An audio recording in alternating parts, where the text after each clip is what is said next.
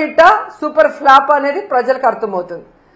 ఎందుకంటే ఈరోజు వాళ్ళు ఇచ్చిన మేనిఫెస్టో మీరు గమనించండి. ఎలక్షన్ ముందు ఇచ్చిన మేనిఫెస్టోకి మొన్న ప్రోగ్రామ్ అప్పుడు ఇచ్చిన మేనిఫెస్టో చూస్తే మాక్సిమం అన్ని గాలికి ఎత్తేశారు.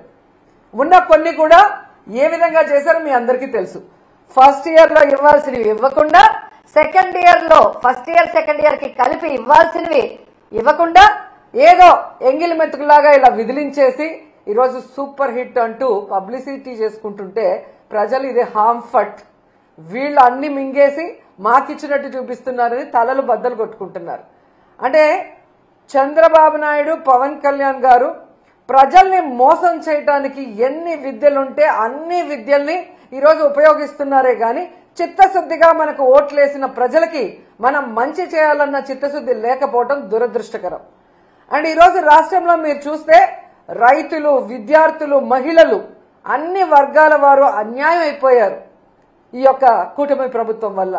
ముఖ్యంగా ఈరోజు మీరు చూస్తే రాష్ట్రంలో పెద్దగా చర్చ నడుస్తుంది మెడికల్ కాలేజీల గురించి. ఈరోజు చంద్రబాబు నాయుడు నాకు విజన్ ఉంది, సీనియారిటీ ఉంది అని చెప్పుకుంటాడే, మరి 3 సార్లు ముఖ్యమంత్రిగా పనిచేస్తావు, ఇప్పుడు 4వ ముఖ్యమంత్రిగా పనిచేస్తావు. నువ్వు ఎప్పుడైనా ఒక మెడికల్ కాలేజ్కి కట్టాలన్న ఆలోచన చేసావా? కట్టడానికి ప్రయత్నించావని నేను అడుగుతున్నాను. జగన్మోహన్ రెడ్డి గారు మొదటిసారి ముఖ్యమంత్రి అయినా 5 సంవత్సరాల్లో 2 సంవత్సరాలు కోవిడ్కి పోయినా ఏ విధంగా రాష్ట్రంలో ఉన్న అన్ని హాస్పిటల్స్ ని, పిహెచ్సిల్ని రెన్యువేట్ చేయడమే కాకుండా కొత్తగా అర్బన్ హెల్త్ సెంటర్లు కూడా కట్టించి అన్ని రకాల ఫెసిలిటీస్ ని అందజేయడమే కాకుండా 17 మెడికల్ కాలేజీలు, వాటితో పాటు సూపర్ స్పెషాలిటీ హాస్పిటల్ ని ప్రజలకి అందుబాటులో తేవాలి. పేద ప్రజలు డాక్టర్లు అవ్వటమే కాకుండా పేద ప్రజలకి నాణ్యమైన ఫ్రీ మెడిసిన్ కూడా వాళ్ళకి వైద్యం అందించాలన్న ఒక చిత్తశుద్ధితో పనిచేసిన వ్యక్తి. ఈరోజు ఆ 17 మెడికల్ కాలేజీలని పూర్తి చేయడం చేతగాక, అంటే దాదాపుగా 7 జగన్మోహన్ రెడ్డి గారు పూర్తి చేసేశారు. 5 జగనన్న ఉన్నప్పుడే 2023-24లో ఓపెన్ చేసి క్లాసెస్ కూడా స్టార్ట్ అయిపోయినాయి. మొన్న ఈ మధ్య ఒకటి స్టార్ట్ అయింది. పులివెందల్ది వాంటెడ్ గా కక్ష సాధింపుగా ఏ విధంగా చేస్తున్నారో అందరూ కూడా చూస్తున్నారు. మిగతా 10 ఈ 15 నెలల్లో కనీసం 15 కోట్లు కూడా కేటాయించకుండా వాటిని నిర్వీర్యం చేస్తూ కక్ష సాధింపుగా ఈరోజు ఆ మెడికల్ కాలేజీని తమకు కావాల్సిన వాళ్ళకి అప్పచెప్పడం కోసం ప్లాన్ ప్రకారం ఎలా చేస్తున్నారో మనం చూస్తున్నాం. ఈ నీతిమాలిన ప్లాన్లు, నీతిమాలిన రాజకీయాలు, వీళ్ళ దోపిడీ కోసం మెడికల్ కాలేజీల్ని అంటే లక్షల కోట్లు విలువ చేస్తాయి భవిష్యత్తులో. అలాంటి మెడికల్ కాలేజీలని విత్ హాస్పిటల్స్ తో తమకు కావాల్సిన వాళ్ళకి పప్పు బెల్లల్లాగా చంద్రబాబు నాయుడు కూటమి ప్రభుత్వం ఇచ్చేస్తుంటే జగన్మోహన్ రెడ్డి గారు ప్రెస్ మీట్ పెట్టి నిజాలన్నీ కూడా ప్రజలకు తెలియజేయగానే వాటికి సమాధానం చెప్పాల్సిన సీనియర్ మోస్ట్ చంద్రబాబు నాయుడు ఎందుకు సమాధానం చెప్పట్లేదు? ఎందుకు తన మంత్రుల్ని రెచ్చగొట్టి జగన్మోహన్ రెడ్డి గారిని బూతులు తిట్టడానికి ఈరోజు పంపిస్తున్నారని నేను అడుగుతున్నాను. ఎంత సిగ్గుచేటంటే ఈరోజు హోంమంత్రి అనిత గారు ఒక ప్రెజెంటేషన్ ఇచ్చారు. ఆ ప్రెజెంటేషన్ చూస్తుంటే అదొక ప్రెజెంటేషన్ లాగా లేదు, అనిత ఫ్రస్ట్రేషన్ కనిపిస్తోంది. ఆమె ఏదైతే వీడియోలు చూపించిందో అవన్నీ చంద్రబాబు నాయుడు కూటమి ప్రభుత్వం తయారు చేయించిన ఫేక్ వీడియోస్ ని ఏ విధంగా ఆమె ప్రజెంట్ చేసిందో మనం అందరం కూడా గమనించగలిగాం. ఎందుకంటే ఆడవాళ్ల భద్రత గురించి, బాలికల మీద జరిగే హత్యల గురించి, అలాగే మహిళల మీద జరిగే అఘాయిత్యాల్ని ఆపడం గురించి ఆవిడ ఏ రోజు మీటింగ్లు పెట్టలేదు, ఏ రోజు పవర్ పాయింట్ ప్రెజెంటేషన్లు ఇవ్వలేదు. వాటికి ఎలాంటి ఒక పులి స్టాప్ పెట్టే విధంగా కొత్త చట్టాలను తేవటమో లేదా ఉన్న చట్టాలని సవరించి నేరస్తుల్ని కంట్రోల్ చేసే విధంగా ఏ రోజు చేయలేదు. కేవలం చంద్రబాబు నాయుడు ఇచ్చే ఫేక్ వీడియోల్ని ప్రజెంట్ చేస్తూ జగన్మోహన్ రెడ్డి గారిని తిట్టడానికే ఆమె ముందుకొచ్చిందనేది ఈ రాష్ట్ర ప్రజలు గమనిస్తూ ఉన్నారు. ఎందుకు ఇది నేను చెప్తున్నానంటే ఆమె ప్రజెంటేషన్ చేసిన స్టైల్ చూస్తేనే మీకు అర్థమవుతుంది. ఈరోజు దాంట్లో ఒకటి మనం గమనించవచ్చు. అందరూ ఏమనుకుంటారు, అనిత గారు ప్రెజెంటేషన్ ఇస్తుంది, ఓకే జగన్మోహన్ రెడ్డి గారికి కట్టడం చేత కాలేదు, గతంలో చంద్రబాబు నాయుడు 3 సార్లు ముఖ్యమంత్రి అయ్యాడు కదా, ఎన్ని కాలేజీలు కట్టేశాడో, ఎంత అద్భుతంగా కట్టేశాడో, ఏ విధంగా అవి రన్నింగ్ అవుతున్నాయో చూపిస్తారని అందరూ కూడా ఆ ప్రెజెంటేషన్ చూడటం జరిగింది. కానీ ఆమె చెప్పిన విషయాలు చూస్తే చంద్రబాబు నాయుడు ఒక్క మెడికల్ కాలేజ్ కూడా కట్టలేదు, దానికి ఆలోచన కూడా చేయలేదు.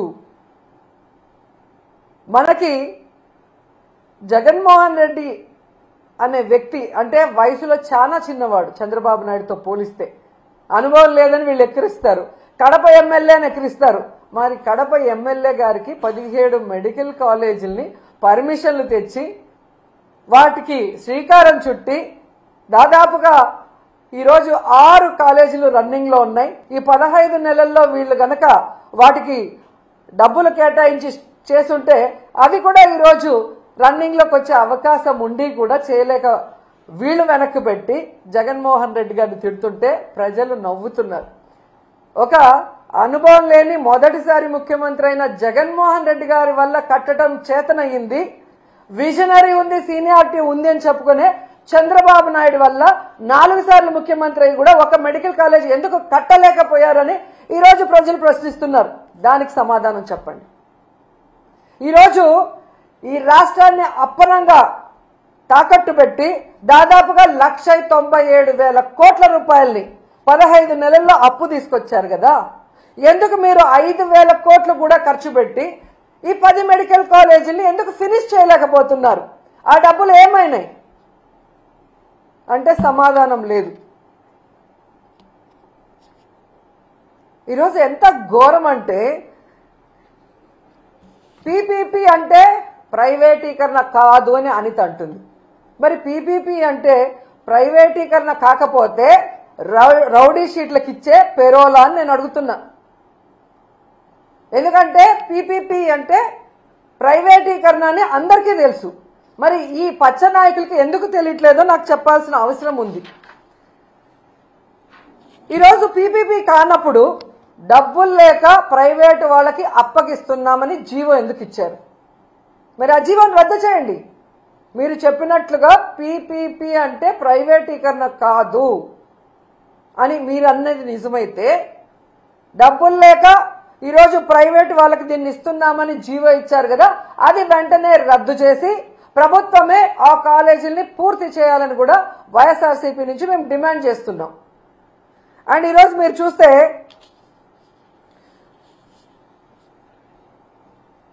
ఈ అనితతో పాటు ఇంకో ఆవిడ తయారైంది, సవిత. మొదటిసారి ఎమ్మెల్యే అవగానే మంత్రి అవగానే కొత్త పిచ్చోడు పొద్దురగడు అంటారు చూసావా, ఆ విధంగా ఉంది సవిత ప్రవర్తన. తనకు ఓట్లేసి గెలిపించిన ప్రజలకి ఈరోజు మెడికల్ కాలేజీని పూర్తి చేయాల్సిన బాధ్యత మంత్రికి లేదా జిల్లాలో? ఈరోజు చంద్రబాబు నాయుడు మీద ఒత్తిడి తీసుకొచ్చి ఆ కాలేజీని పూర్తి చేయడం ఆమెకి చేత కాదు. ఈరోజు అమరావతిలో వర్షం వచ్చింది, నీళ్లు తోడుతున్నామని కోట్లు వేస్ట్ చేస్తూ తినేస్తున్నారు. దాంట్లో కొంత డబ్బు తీసుకొచ్చి పూర్తి చేయొచ్చు కదా, అది చేత కాదు. ఈరోజు మీ వెనకబడిన ప్రాంతం అనంతపురంలో పేద ప్రజలకి ఒక నాణ్యమైన వైద్యాన్ని అందించే విధంగా చంద్రబాబు నాయుడు కూడా చేయని ఆలోచన జగన్మోహన్ రెడ్డి గారు చేసి అక్కడ కాలేజీని నిర్మాణం స్టార్ట్ చేస్తే అది పూర్తి చేసుకోకుండా దాన్ని అమ్మకానికి కేబినెట్ లో పెడితే ఎలా సిగ్గు లేకుండా దానికి మద్దతు తెలిపావని సవితను అడుగుతున్నా నేను. మళ్ళీ నువ్వు కూడా మాట్లాడేదన్నా జగన్మోహన్ రెడ్డి గారి గురించి? నీకే అర్హత ఉంది? నీకు ఓట్లేసిన ప్రజలకి వెన్నుపోటు పొడిచి చంద్రబాబు నాయుడు చెప్పేదానికి గంగిరెద్దులాగా తల ఊపుతూ జగన్మోహన్ రెడ్డి గారిని మాట్లాడే అర్హత మీకుందా అని అడుగుతున్నా. మళ్ళీ అనిత అంటుంది జగన్మోహన్ రెడ్డి గారు లండన్ మందులు వేసుకోకపోవడం వల్ల ఏదేదో పిచ్చి పిచ్చిగా మాట్లాడుతున్నాడంట. ఈరోజు హైదరాబాద్లో 15 రోజులకు ఒకసారి ఏఐజీ హాస్పిటల్కి పోయి ఎవరు మందులు వేసుకుంటున్నారో రాష్ట్రంలో ఉన్న తెలుగు రాష్ట్రాల్లో ఉన్న అందరి ప్రజలకు తెలుసు. అబద్ధాలు కల్లార్పకుండా ఎలా చెప్పాలో అనేదానికి మందును కనిపెట్టి చంద్రబాబు నాయుడు మీ అందరికీ ఆ మందు ఇస్తున్నాడు కాబట్టే ఈరోజు మీ అందరూ కల్లార్పకుండా అబద్ధాలు చెప్తున్నారు తప్ప, ఈరోజు మీకు దమ్ముంటే నేను వస్తాను, రండి. రాజమండ్రి మెడికల్ కాలేజ్కి వస్తారా? విజయనగరం మెడికల్ కాలేజ్కి వస్తారా? నేను ఇన్ఛార్జిగా ఉన్న మచిలీపట్నం మెడికల్ కాలేజ్కి వస్తారా? నంద్యాల మెడికల్ కాలేజ్కి వస్తారా? మీ పక్కనే ఉంది కదా, వైజాగ్లో ఉంటావు కదా, పాడేరు. ఆ మెడికల్ కాలేజ్కి వస్తావా? మెడికల్ కాలేజీలు అంటే ఎలా ఉంటాయి, ఎలా కట్టాలి, అక్కడ చదువుకుంటున్న మెడికల్ స్టూడెంట్స్ ఎవరెవరు అనేది డీటెయిల్గా మీకు చూపిస్తాను. దమ్ముంటే ఎవడైనా రండి, తీసుకెళ్తాను. ఏదో పిచ్చి పిచ్చి వీడియోలు తయారు చేసి ఈ పిల్లలు చూస్తే వా అంటారా? ఆ పిల్ల నువ్వేమన్నా యాంకర్వా, హోమ్ మినిస్టర్వా? ఏదో షోలో యాంకరింగ్ చేసినట్టు యాంకర్ లాగా మాట్లాడుతున్నావు. పిల్లలు చూసి వావ్ అంటారా అని. జగన్మోహన్ రెడ్డి గారు ప్రజలకి మంచి చేశారు. మీలాగా ఈవీఎంలను మేనేజ్ చేసుకుని అధికారంలో రాలేదు. ప్రజలకి తాను ఏం చేస్తానో నమ్మకం కలిగించి అధికారంలోకి వచ్చారు. వచ్చిన తర్వాత ఇచ్చిన మేనిఫెస్టోని ఈ దేశంలో ఏ రాష్ట్రంలో ఏ ముఖ్యమంత్రి చేయనటువంటి విధంగా 99% చేసి మీకు ఇచ్చాడు. స్కూళ్ళు కానీ, హాస్పిటల్ కానీ, హార్బర్లు కానీ ఇలా చెప్పుకుంటూ పోతే జగన్మోహన్ రెడ్డి గారు ఎంత అభివృద్ధి చేశారో మీ అందరికీ కళ్ళారా చూశారు. అలాగే ఇచ్చిన వెల్ఫేర్ స్కీమ్స్ అవినీతి లేకుండా డైరెక్ట్గా ఎలా అకౌంట్లోకి పోయాయో అది కూడా మీరు కళ్ళారా చూశారు. అయినా ఏ విధంగా కళ్ళార్పకుండా అబద్ధాలు చెప్పడానికి మీకైనా ఉండాలి, లేదా మీతో చెప్పించి ఆ చంద్రబాబు నాయుడుకైనా ఉండాలి. ఎందుకంటే ఆయన 4 సార్లు ముఖ్యమంత్రి అయినా ఏ రోజు ఇచ్చిన మేనిఫెస్టోని ప్రజలకు అందుబాటులోకి తీసుకురాడు. ఎవరైనా మాట్లాడితే వాళ్ళకి నాలుక మందం అంటాడు. ఎవరైనా మాట్లాడితే వాళ్ళ మీద తప్పుడు కేసులు పెడతాడు. ఎవరైనా మాట్లాడితే వాళ్ళ ఎమ్మెల్యేలు మంత్రులతో బూతులు మాట్లాడిస్తాడు. అంతే తప్ప ఆనాడు ఎన్టీఆర్ తీసుకొచ్చిన వాటినైనా ఈయన సక్రమంగా ముందుకు తీసుకెళ్లాడా? ఆనాడు రాజశేఖర రెడ్డి గారు తీసుకొచ్చినవైనా సక్రమంగా ముందుకు తీసుకెళ్లాడా? ఆనాడు జగన్మోహన్ రెడ్డి గారు తీసుకొచ్చినవన్నా ఈరోజు ఆయన సక్రమంగా తీసుకొస్తున్నారా? వాళ్ళు ప్రజల కోసం మంచి చేస్తే ఈయన అబద్ధాలు చెప్పి అధికారంలోకి వచ్చి వాటిని ఎలా తుంగలో దొక్కాడో మీ అందరూ కూడా ఈ రాష్ట్ర ప్రజలు అనుభవించారు, కళ్ళారా చూశారు.